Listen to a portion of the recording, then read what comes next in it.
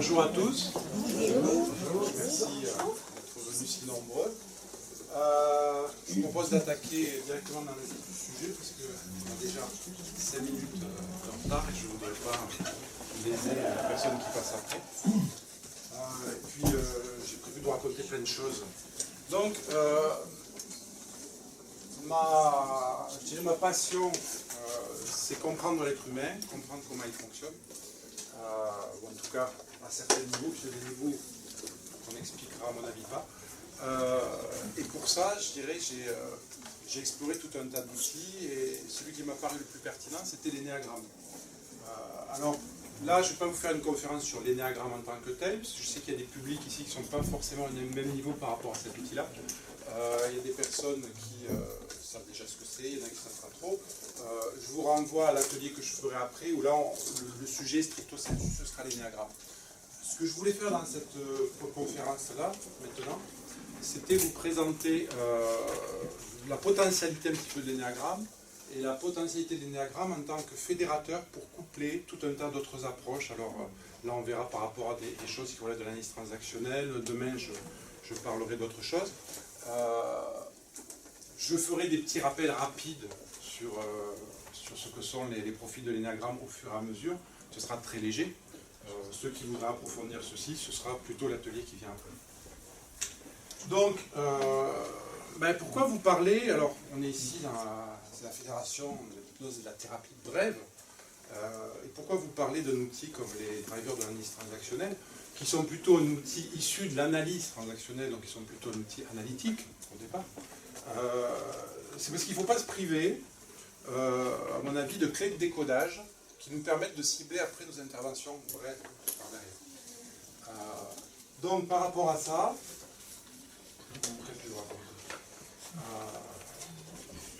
l'idée, c'est face à quelqu'un que vous allez avoir un accompagnement, que ce soit du coaching, que ce soit de la thérapie, sous toutes ces formes.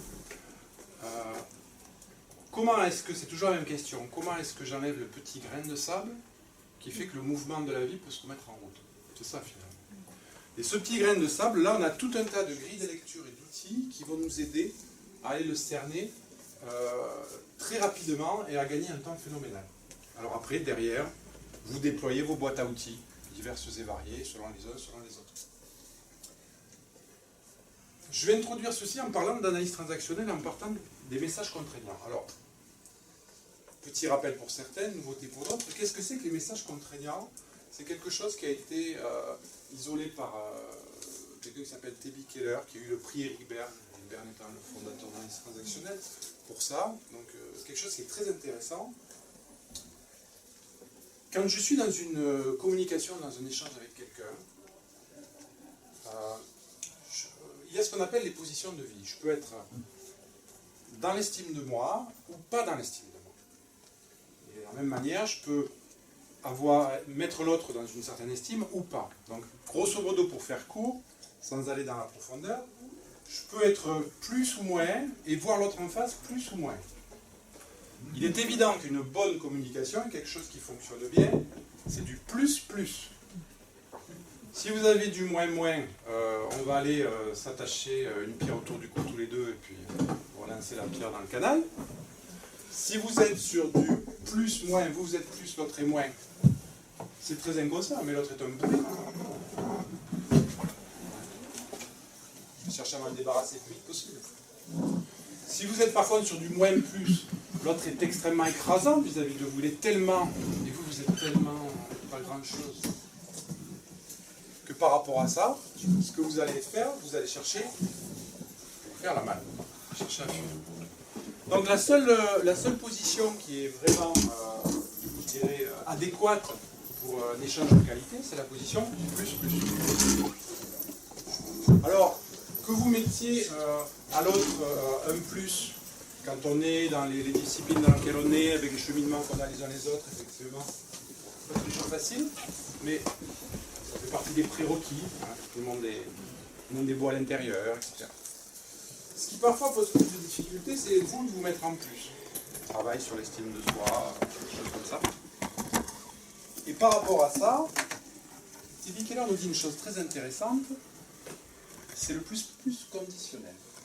C'est-à-dire, je fais plus à condition que je respecte certaines choses et certaines contraintes. C'est pour ça qu'on parle de messages contraignants. Certaines contraintes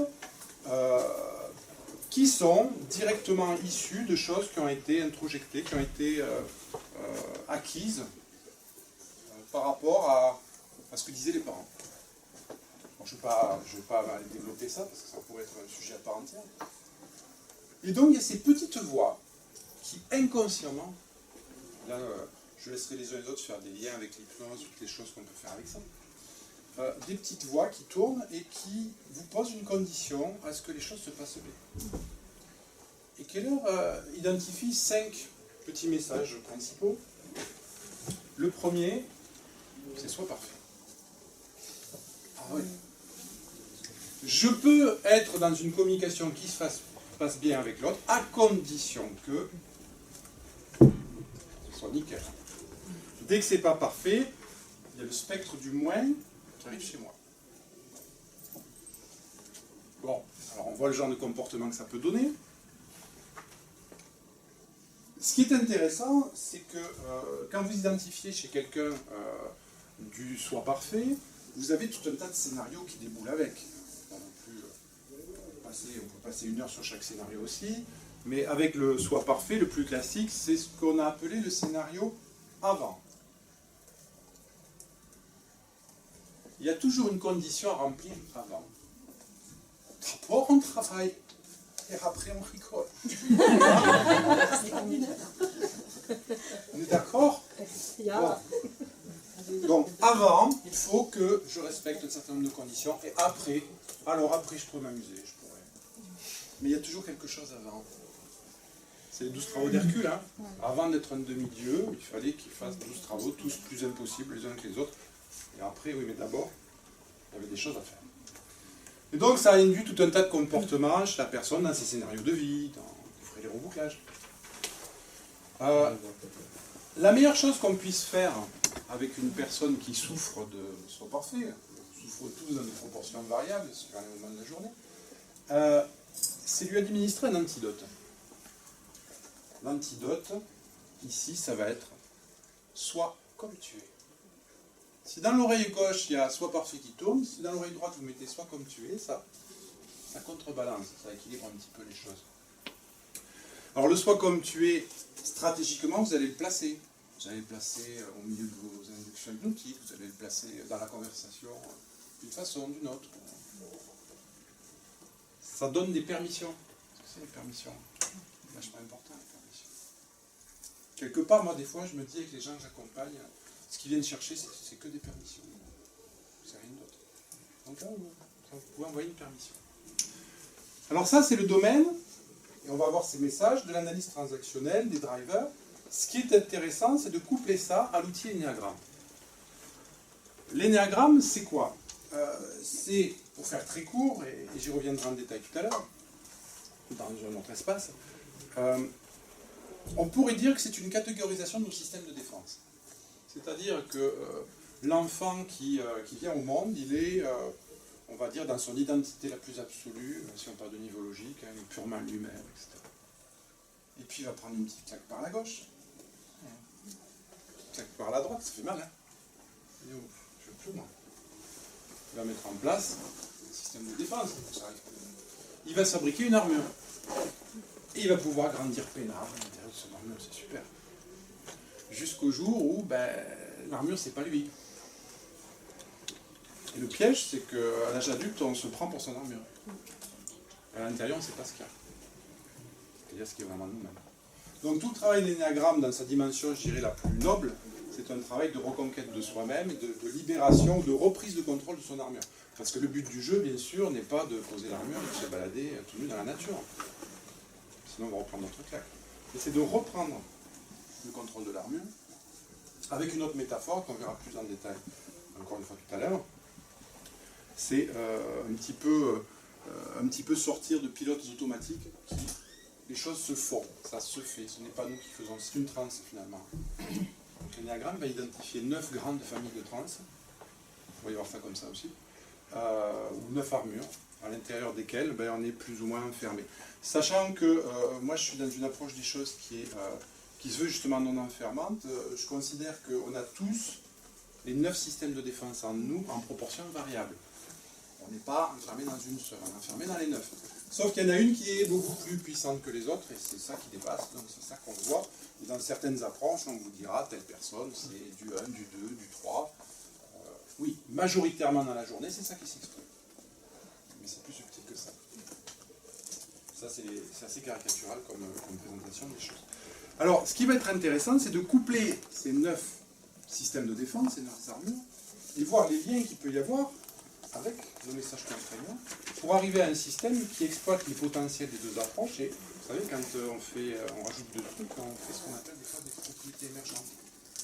On arrive à quelque chose qui est plus que la somme des deux.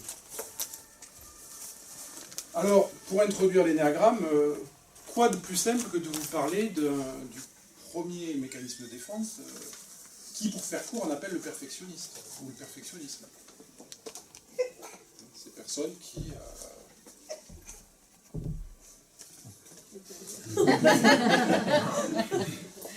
Je disais donc, je vous donne un petit peu de calme dans la salle, s'il vous plaît, ces personnes... D'ailleurs, ce tableau, il n'est pas... Voilà, là, hein. Enfin bon, vous m'aurez compris, je ne vais pas vous faire un dessin. Alors après, on peut tirer sur la ficelle du perfectionniste et puis dire plein de choses intéressantes sur son histoire de vie, ses problèmes, la manière de l'aborder. Je crois que j'en parlerai demain de ça, la manière de l'aborder dans une séance. Parce que le cadre thérapeutique idéal n'est pas le même en fonction. Bon, donc vous avez un couplage qui est très intéressant entre bien sûr ce soi parfait et ce que dans l'énéagramme on appelle le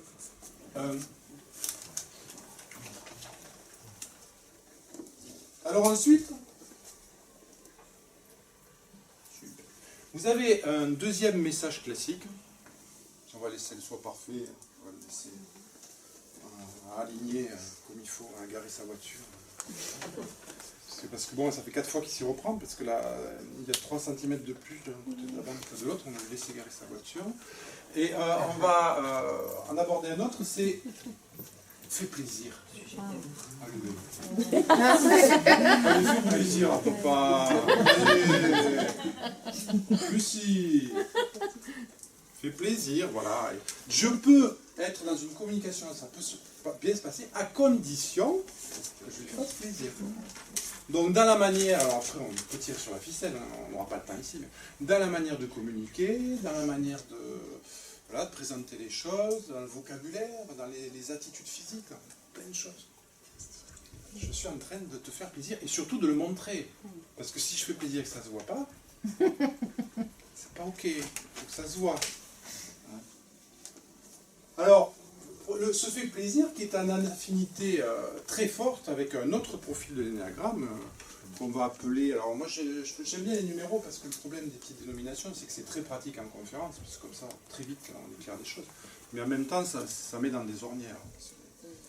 En fonction du vécu que vous avez eu avec ce mot dans votre vie, vous ne comprenez pas la même chose. Mais bon, classiquement, c'est moi je dirais le serviteur, voilà, c'est la personne. Vous n'avez pas trop chaud?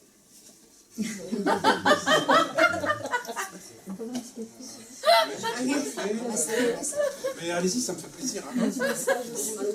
Moi ça va, c'est pour vous. Hein. On est d'accord, hein, c'est pour vous. Moi ça va bien. Mais bon, là je pense que vous avez besoin d'aide. Mais je suis là. Hein, donc ça va bien se passer. Voilà, donc ce profil 2 qui est complètement en affinité avec ce message fait plaisir, à tel point il est d'affinité que pour être sûr que je suis tout le temps en train de vous faire plaisir, moi j'ai besoin de rien. D'ailleurs, quand vous avez en thérapie quelqu'un qui vient vous voir et qui fait du 2, c'est super. J'en ai eu une récemment. Vous venez me voir, qu'est-ce qu'il y a? Ah non, moi ça va, c'est pour mon fils. Mais c'est vous qui êtes là. Oui, mais bon, c'est pour... je veux que vous m'aidiez à l'aider. Super. Donc on a ce mécanisme 2 qui a besoin de rien, toujours au service de l'autre. L'antidote. fais-toi plaisir. Un petit peu, hein, retourner. Parce que le problème majeur de ce mécanisme 2, c'est qu'il y a un petit problème, c'est que la croyance, c'est qu'il faut que je donne pour recevoir. Et donc, si je donne et que je ne reçois pas, avec tout ce que j'ai fait pour lui, c'est pas possible. C'est pas possible. Et donc, l'idée, c'est comme je reçois, et je donne beaucoup pour recevoir beaucoup. Et donc, ici, si je vous le fais, ma métaphore gestuelle, un mouvement qui est comme ceci. Or, on ne peut donner qu'à hauteur de ce qu'on est bien. Si on n'est pas bien, on ne peut pas donner beaucoup. Si on est bien, on peut donner plus. Donc, le mouvement est à l'inversé pour créer un mouvement comme ceci. Reste ici.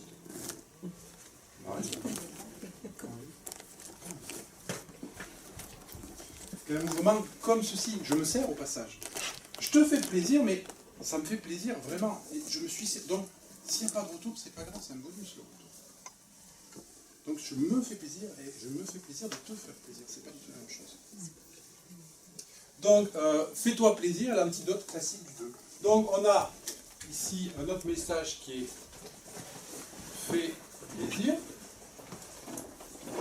Et ce fait plaisir nous renvoie du 2.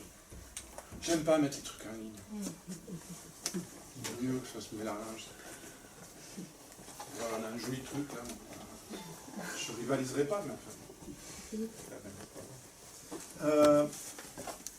Scénario après, hein, on me fait plaisir. Scénario de culpabilité. Si je me fais plaisir, après il va falloir que je le paye. Ça va me coûter cher. Donc, c'est, alors, je ne vais pas rentrer dans le détail, mais toutes les notions de culpabilité, voire d'être culpabilisant avec l'autre, de le culpabiliser, avec tout ce qu'on a fait pour lui, etc. C'est une vaste nébuleuse qu'on pourrait exploiter. On a une conférence entière sur ce sujet-là aussi. Alors, autre message, celui-là c'est mon préféré. Fais des efforts. Allez, fais un effort. Quoi. Et donc, ce que la personne enregistre, c'est que pour maintenir la communication, il faut que je fasse des efforts. Donc, il faut que je montre à l'autre que je suis en train de faire des efforts. C'est... Je sais pas, on ne sait pas comment ça s'installe dans l'enfance, mais imaginez ce petit enfant là, il est sur son pot, et puis il fait une grosse grimace, il dit et puis il se lève et il n'y a rien.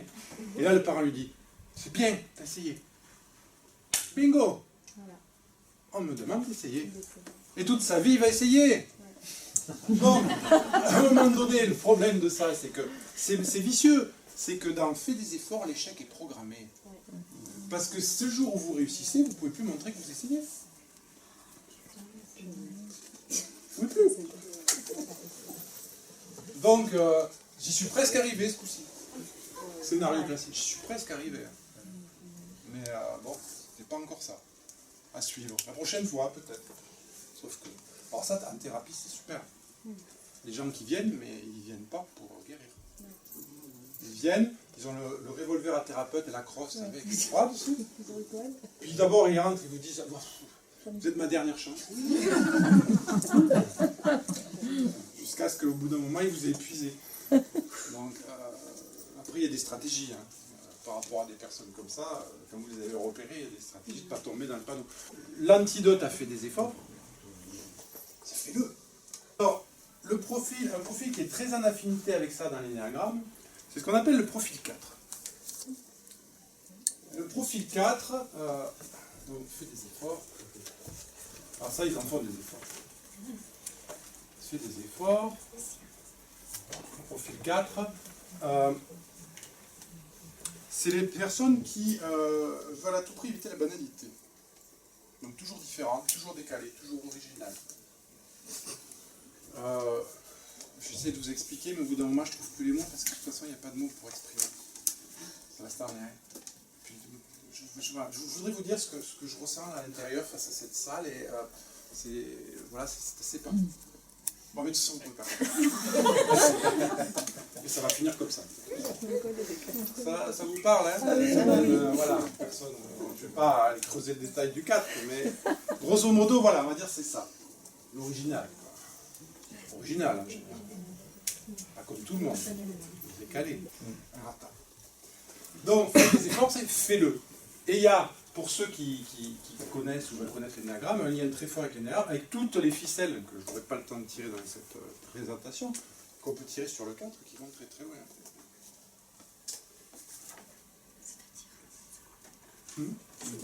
C'est-à-dire eh bien, par rapport au 4, on pourrait dire, par exemple, sur Heger, on pourrait dire, par exemple, qu'il y a une problématique d'envie. Toujours envie de ce que l'autre a et que je n'ai pas, toujours envie de ce que l'autre a et que je ne suis pas. On pourrait dire avec le 4 qu'il y a une dynamique de mélancolie, une dynamique dépressive assez forte. On pourrait dire avec le 4, de toute façon, le verre est toujours à moitié vide. Ça ne va jamais. De toute façon, ça ne va jamais. Ça se soigne. Ça se soigne, mais que, en tout cas, moi, avec un travail de prise de conscience, parce que ce n'est pas la personne, c'est son armure. À partir du moment où ce n'est pas la personne, c'est son armure, avec un travail, en accompagnant la personne dans un travail de conscience de ces mécanismes-là, elle va se réapproprier ces mécanismes-là et faire ce que dans l'énéagramme on appelle l'intégration. S'intégrer dans l'énéagramme, c'est ne plus être, je fais court, mais c'est ne plus être esclave de ces mécanismes. Mais en reprendre le contrôle. Quelque part, vous pourriez voir l'énéagramme comme des stratégies de défense. Donc un jeu de 9 cartes à jouer, vous avez les 9 dans la main. Sauf qu'il y en a une qui est toute cornée, parce que celle-là, vous la connaissez bien, vous la jouez souvent. Donc ce qui se passe, dès que le stress monte, on va se rabattre sur du connu. Donc l'énéagramme est intimement lié au stress. Plus il y a du stress, plus la personne se rabat sur ses pilotes automatiques et sur sa bonne vieille carte toute usée. A contrario, dans votre jeu, vous avez une carte, je dirais qu'elle sort du paquet, dites. Pas dû la jouer souvent dans votre vie, celle-là, mais elle y est. Et là, il y a peut-être des ressources à aller chercher. Une zone qui n'est pas une zone de confort, mais il y a des choses intéressantes. Et donc, quelque part, l'enjeu de l'énéagramme, c'est d'apprendre, de réapproprier l'ensemble du jeu pour jouer le jeu de manière harmonieuse. Avec son style, bien sûr, pas toujours pareil, mais de sortir de... je joue toujours ma vieille carte et je dors les yeux fermés en jouant mes cartes. C'est un petit peu ça. Donc effectivement, quelqu'un qui est très pris dans le 4, avec un travail à base d'énéagramme, on va l'aider à prendre du recul, à se rapproprier d'autres stratégies, à être un petit peu moins monolithique. C'est pour ça que moi j'ai toujours les poils qui se hérissent quand j'entends des gens qui disent celui-là c'est un 1, c'est un 2, c'est un 3, etc. Et que moi j'utilise toujours celui-là, fais du 1, fais du 2, fais du 3. Parce qu'en termes de niveau logique, c'est très différent. On est dans un comportement, on n'est pas dans une identification. Et ça change tout. Déjà à la moitié du temps, c'est parti. Ce qui va m'obliger à passer sur un autre driver qui est dépêche-toi. Super la transition. Alors, dépêche-toi, allez, dépêche-toi, c'est l'heure de l'école. Je fais ça tout le matin. Allez, dépêche-toi. Résultat, celui qui introjecte ça, qu'est-ce qui se passe dans un échange avec l'autre, il n'a pas le temps. Il faut que ça, dès que la conversation elle est trop lente, ça ne va plus, quoi. Il faut que ça bouge, ça pulse. Donc voilà, 36 choses à faire, toujours à courir, toujours avec tout un tas d'attitudes. Plus il y a du dépêche-toi, plus ça va se voir. Ça va donner une dynamique aussi. Ce ne sont pas des gens qui sont endormis. Mais en DSM, on pourrait associer ça un peu au type A, sur l'axe des comportements.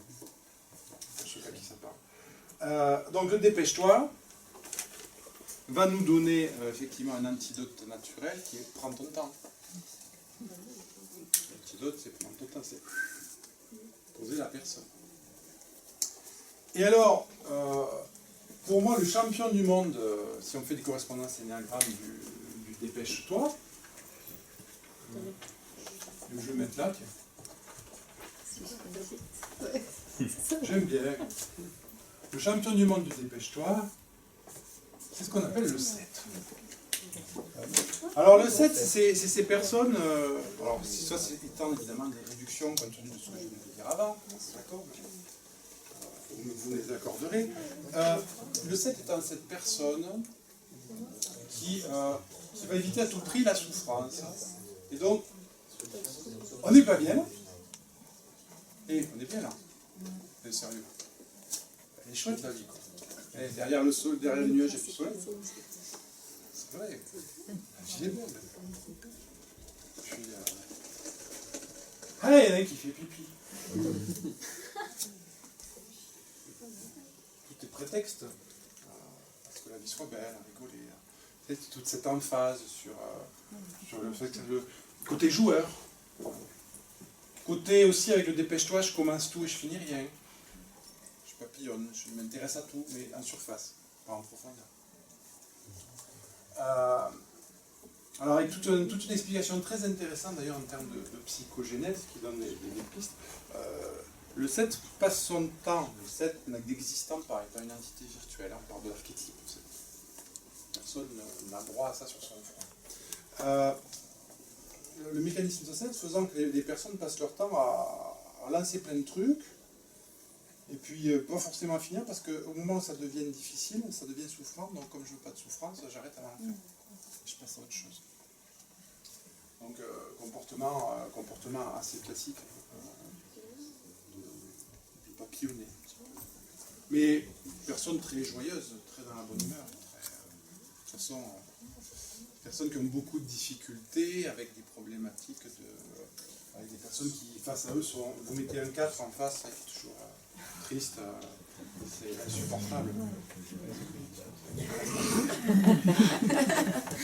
Le couple 4-7, c'est le couple infernal. Divorce. Non, mais c'est très intéressant à étudier après, mais sinon ce serait notre sujet, les dynamiques de couple. Très très intéressant, mais je ne suis pas sûr que je... On va voir, si j'avance bien, je peux vous en dire un mot. Ah, mais ça suppose d'avoir plus d'éléments théoriques sur l'énéagramme dans sa dimension du symbole et des liens qui existent entre eux. Parce que ce qui est très fort dans l'énéagramme, c'est qu'au-delà de donner 9 systèmes de défense et après plein d'informations très intéressantes sur ce qui se passe, c'est que les différents numéros sont reliés entre eux selon certains dessins, selon certaines règles qui accroît encore la puissance du système. Donc voilà, notre ami 7, bon, on pourra en parler longtemps. Hein. Après, vous avez un autre driver, un autre message contraignant. On en est à 4, donc on arrive au dernier. Sois fort. Ne pleure pas, nom de mon fils. Fort. Ouais. Sois fort. Donc, quelque part, l'émotion est un parasite. Sois fort, entre autres. Et puis, je dois protéger mes arrières. Vous savez, quelqu'un qui est dans le sois fort, c'est marrant à regarder. Vous allez au restaurant, il y a une table de convives, vous remarquerez qu'ils se mettent toujours de façon à ce qu'ils aient un mur dans le dos. Pour ne pas se laisser surprendre par derrière.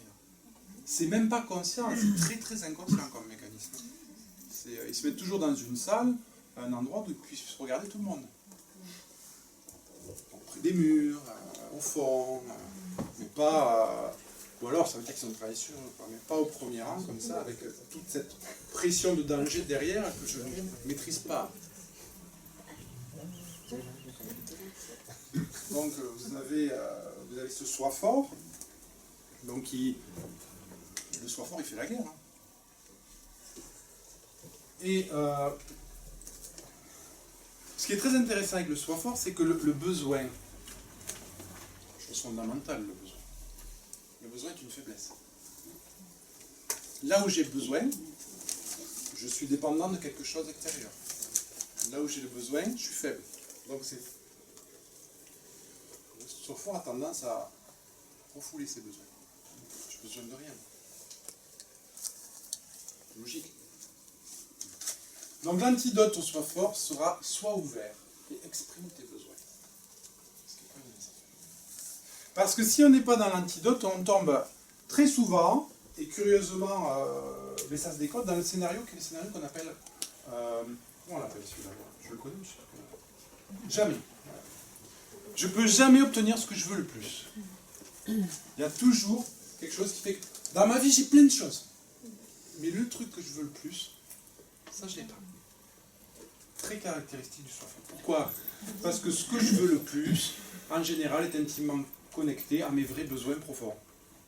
Et comme j'ai tout un tas de mécanismes de sabotage là-dedans qui font que je ne vais pas aller là où sont mes besoins, ben, je vais m'auto-saboter. Ce que je veux le plus, ben, ça ne va pas arriver. Pourtant, je vais avoir plein de choses, hein, mais pas ce que je veux le plus. Parce que pour faire ce que je veux le plus, il faut que j'accepte la faiblesse.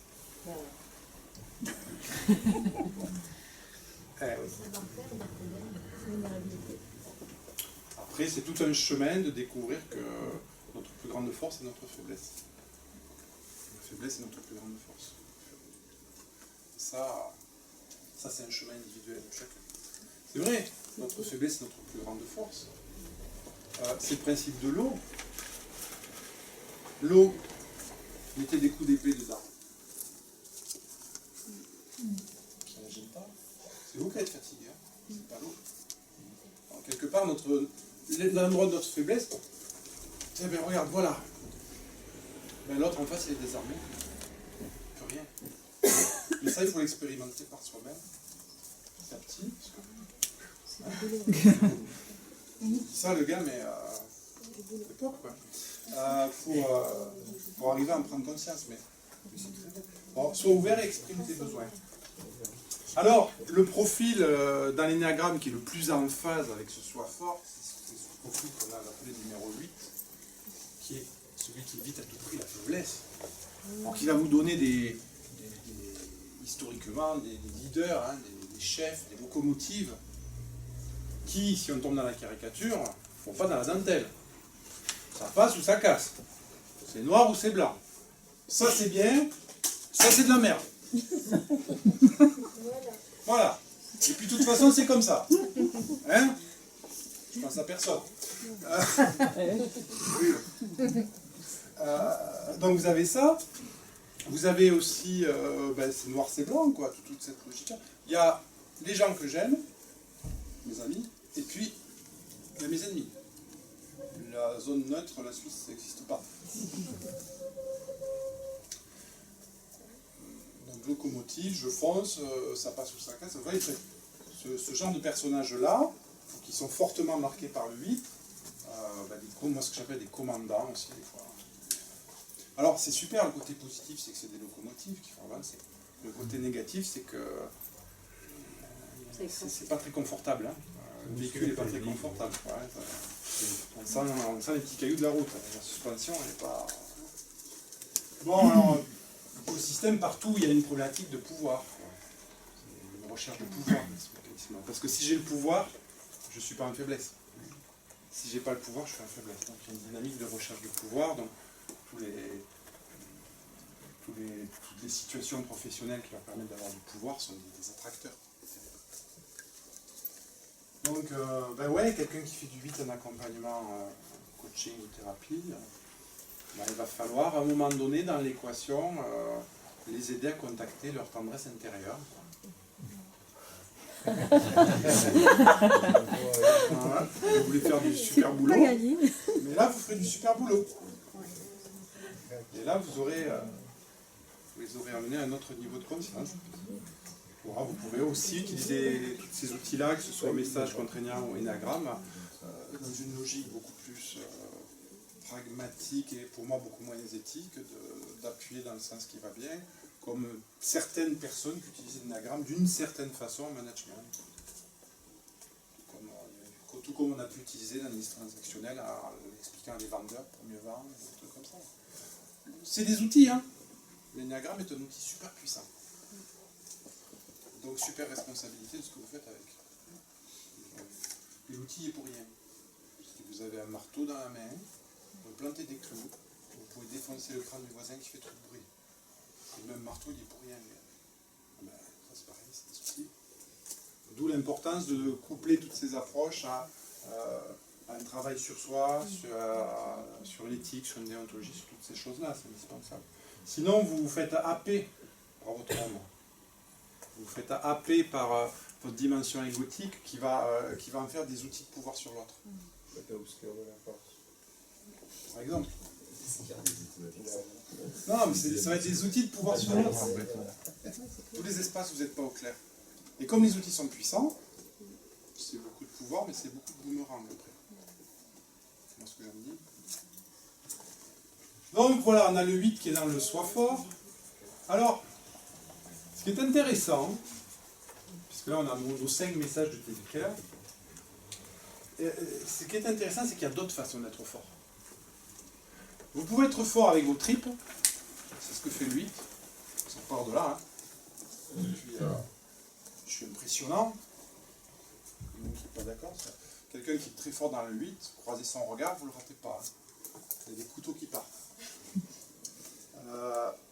Mais je peux aussi être fort et le jouer avec l'émotionnel. Et ce qui est très intéressant, c'est qu'il y en a un autre qui a beaucoup de soi fort. C'est celui qu'on a vu tout à l'heure. Et ça, c'est intéressant parce que le 2, on le voit sous sa dimension, fait plaisir. Mais dessous, il y a du soi fort. C'est pour ça qu'il a besoin de rien. Le soi ouvert et exprime tes besoins est très très bénéfique à quelqu'un qui fait du 2. Donc le 2 a, on pourrait représenter, pour ceux qui connaissent, qui maîtrisent un peu l'énéagramme, vous pouvez voir le 2 dans une certaine définition comme le croisement de soi fort et fait plaisir. Ce qui vous donne une grille de lecture intéressante parce que quand vous avez quelqu'un en accompagnement qui fait du 2, ben vous savez que vous pouvez peut-être aller travailler son soi fort ou travailler son fait plaisir différemment en fonction de comment ça se présente. Ou si vous avez quelqu'un qui a du soi fort face à vous, vous savez que c'est peut-être quelqu'un qui fait du 8 ou ça peut aussi être quelqu'un qui fait du 2. Donc vous pouvez, cette grille de lecture, vous pouvez la prendre à l'envers, à l'endroit, naviguer dedans. Moi c'est ce que je fais tout le temps, c'est très pratique. Donc vous avez le 8, le 2, et je le mets là le 8 parce que le 8 il se dépêche pas mal aussi. C'est sois fort et dépêche-toi le 8. Donc, là vous voyez pourquoi je les ai représentés comme ça, on commence à voir, c'est que là je vais vous faire une belle matrice, 3-3, qui va vous donner des correspondances musicales.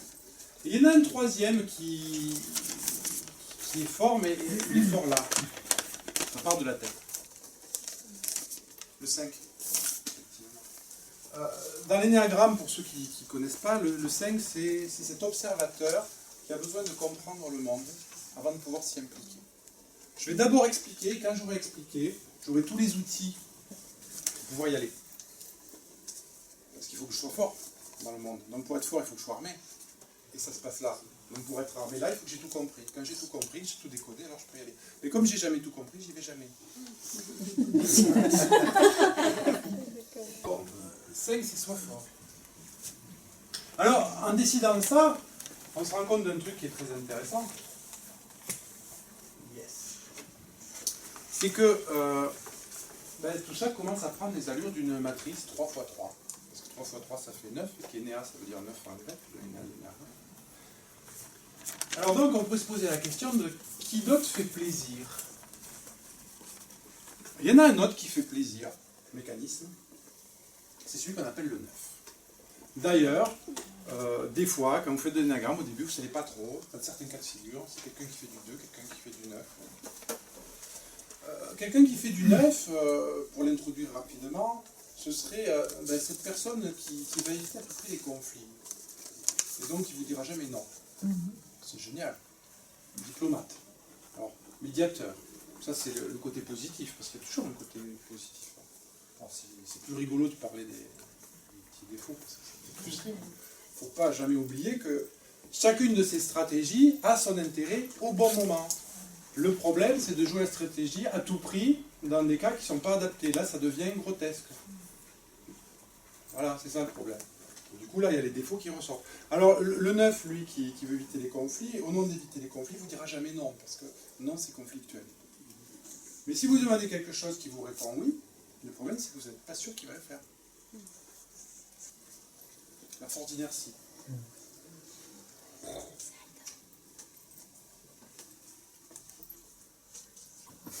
Donc le 9, lui, fait plaisir aussi, mais le 9...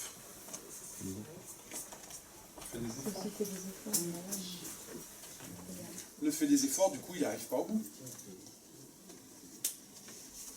Comment il ne finit pas.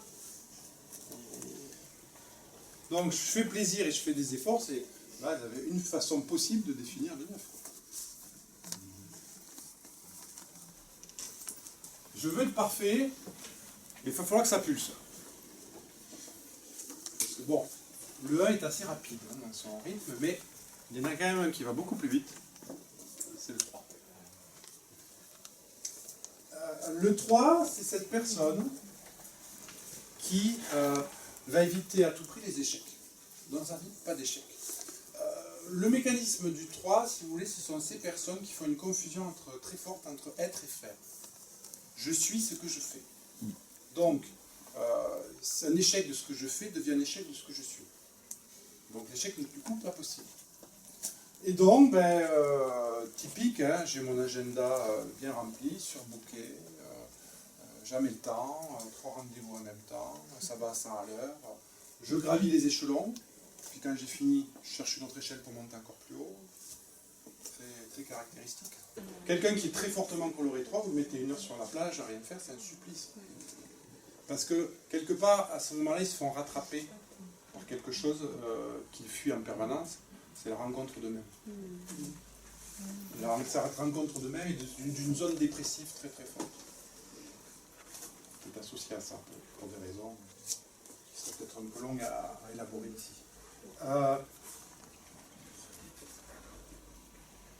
Alors voilà, le 3 se dépêche. Et il y en a un troisième qui est parfait, ou qui voudrait être, c'est le 6. Mais lui, par contre, il fait plaisir. Le 6, quelque part, c'est le bon élève. C'est le bon élève studieux,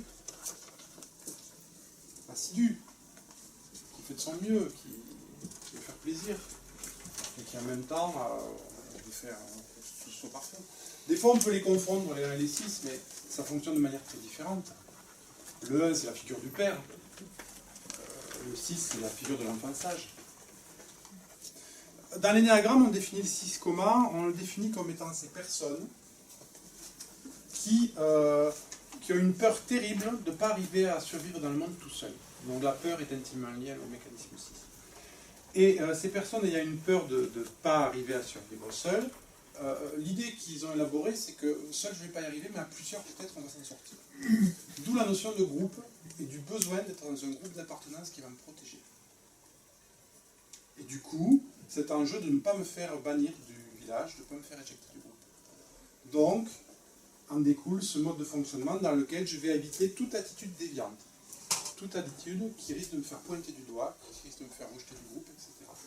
Qui conditionne tout un tas de fonctionnements. Alors on pourrait aussi tirer la ficelle, c'est très intéressant, le cas du 6 est particulièrement complexe.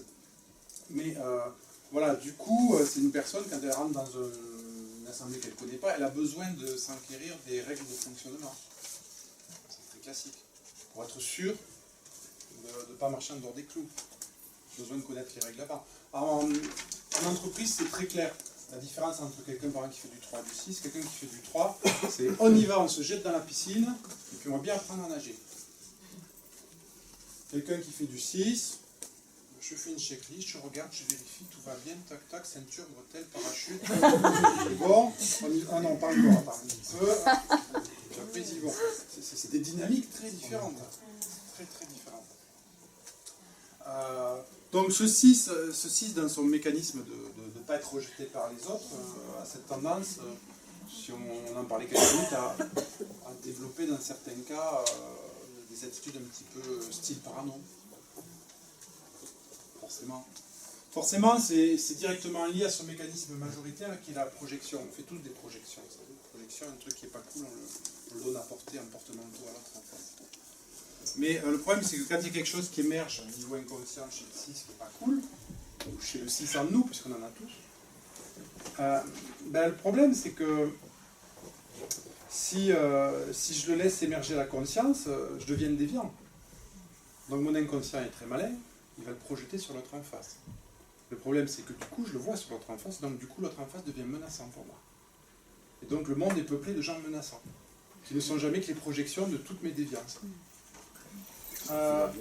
C'est intéressant parce qu'on a rebouclé tous les drivers de l'analyse transactionnelle avec les néagrammes, et ça donne une matrice qui est très très intéressante, que j'utilise beaucoup. Mais le jour où j'ai rapproché ça, ça m'a fait quand même, je me suis dit, mais... Quel est le driver? Qu'est-ce qui se passe là? Ouais. Ah oui. Et quelle heure il ne dit rien. Alors bon, j'ai creusé la question, avec ma connaissance. Et j'ai proposé un truc qui depuis marche super bien et toutes les personnes à qui je l'ai enseigné l'utilisent. C'est un nouveau driver que vous ne trouverez pas dans les bouquins d'AT, que je vous propose. Qui débrouille-toi tout seul. Il n'est pas dans les drivers parce qu'il ne répond pas à la définition. La définition de T.V. Keller, c'est pour garder l'attention de l'autre, il faut que dans débrouille-toi tout seul, de toute façon, c'est perdu d'avance. C'est assez désespéré comme histoire. Mais c'est perdu d'avance. Ce qui fait que débrouille-toi tout seul, vous tombez sur des profils. Alors là, le 1, quelqu'un qui vous connaissez des gens qui font du 1, connaissent un peu le diagramme, c'est pas la peine de venir les aider, ils n'ont pas besoin. Le 5, je ne parle même pas. Et le 4, c'est pareil. C'est brouille tout seul. L'antidote serait tu peux compter sur nous. Chose qui n'a jamais été entendue dans l'enfance. Mais ça peut donner des scénarios complètement délirants, ce truc-là. Ça peut donner la personne qui a un placard à passer chez elle, un gros placard bien lourd, et qui a le voisin qui est son super copain qui habite juste en face, là, qui cet après-midi est en train de tondre sa pelouse. Et puis cette personne-là, elle va passer 4 heures à étayer son placard, truc avec l'épaule, avec les vis dans les dents et tout, fixer le truc, au risque de se tuer 3 fois sur des gouttes comme ça. Alors que c'est tellement simple d'aller voir le voisin et dire tiens, tu peux pas me donner la main, 10 minutes après, le placard est tout. Mais non, ça ne rentre même pas à la conscience. Le driver, débrouille-toi tout seul, est tellement fort qu'il y a une croyance que de toute façon, je ne pourrais compter que sur moi, donc c'est même pas la peine de donner la main. Donc tout ça induit des croyances derrière. Est-ce qu'un 8 ne va pas agir comme ça? Voilà, le 8, tu vois. Le 8, non, il ne se débrouille pas tout seul au sens de ce driver-là. C'est que le 8, il va contrôler le délégataire. C'est-à-dire qu'il va déléguer, il va s'appuyer sur les autres, mais par contre, il va surveiller. Mais il va s'appuyer sur les autres. Dans l'axe 1, 5, 4, je ne vais même pas m'appuyer sur les autres. Je vais tout faire tout seul. Le 1, 5, 4. Systématiquement, pour moi, l'énéagramme est vraiment une colonne vertébrale du fonctionnement humain. C'est au niveau de la psyché, c'est vraiment un fédérateur. Et il y a tout un tas de choses, que ce soit ça, que ce soit d'autres choses. Alors après, moi, à chaque fois que j'ai fait des rapprochements, j'ai publié des articles sur mon site, pour ceux qui sont intéressés. Il y a une soixantaine d'articles différents possibles, de quoi lire. Et à chaque fois, ça fait des rapprochements qui sont fertiles. Et à chaque fois, l'énéagramme se retrouve dans une position d'être vraiment, je dirais un petit peu, pour faire une métaphore, l'énéagramme c'est comme si vous avez une jolie armoire pleine de tiroirs. Et après, tout ce que vous avez à côté, vous pouvez le ranger dans les bons tiroirs. Donc tous les protocoles de PNL, en fonction de ce que je fais, etc. Moi personnellement, je me suis mis ça dans les tiroirs, et aujourd'hui c'est ça que j'enseigne. Mais tous les rapprochements qui sont faits. Quoi.